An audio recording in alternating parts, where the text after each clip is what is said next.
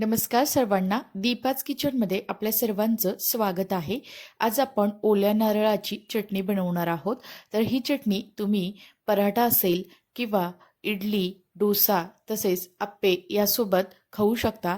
विशेष म्हणजे चटणी बनवायला अगदी सोपी आहे आणि इन्स्टंट बनवून तयारसुद्धा होते आणि टेस्ट एकदम भारी लागते. चला तर मग आज मी तुमच्यासोबत ही रेसिपी शेअर करणार आहे. तर चटणी बनवण्यासाठी इथे मी एक छोटी वाटी इतकं ओल्या नारळाचे काप घेतलेले आहेत. तर तुम्ही इथे सुक्या खोबऱ्याची सुद्धा अशी चटणी बनवू शकता. त्यामध्ये आपण इथे 2 ते 3 चमचे इतके भाजलेले शेंगदाणे घातलेले आहेत. इथे कच्चे शेंगदाणे घातले तरी सुद्धा चालू शकतं. त्यानंतर इथे मी 10 ते 12 लसूण पाकळ्या तसेच 2 हिरव्या मिरच्या आणि 5-6 कढीपत्त्याची पानं घातलेली आहेत. तुम्हाला तिखट जास्त करायची असेल तर तुम्ही मिरची जास्त वापरा. त्यानंतर यामध्ये चवीनुसार मीठ घालायचं आहे आणि इथे मी कोथिंबीर अगदी स्वच्छ धुवून घेतलेली आहे. तर 1 वाटी इतकी मी कोथिंबीरसुद्धा घातलेली आहे. त्यामुळे टेस्टीला एकदम छान अशी चव येते. आता यामध्ये थोडंसं पाणी घालत याला मिक्सरमध्ये अगदी व्यवस्थित असं बारीक करून घेतलेलं आहे. तुम्ही तर बघू शकता अगदी मस्त असं हे बारीक झालेलं आहे. परंतु ही थोडीशी घट्टसर आहे. तर आपण अजून यामध्ये पाणी घालणार आहोत. तर आता ही बारीक करून घेतलेली चटणी आपण एका मोठ्या भांड्यामध्ये काढून घेऊयात. आणि तुम्ही तर बघू शकता अगदी मस्त अशी ती वाटली गेलेली आहे. अगदी छान प्रकारे ही बारीक झालेली आहे. आता यामध्ये आपण थोडंसं मिक्सरच्याच भांड्यामध्ये थोडंसं पाणी घातलेलं आहे आणि भांड्याला जी चटणी लागलेली आहे तीसुद्धा व्यवस्थित अशी काढून घ्यायची आहे.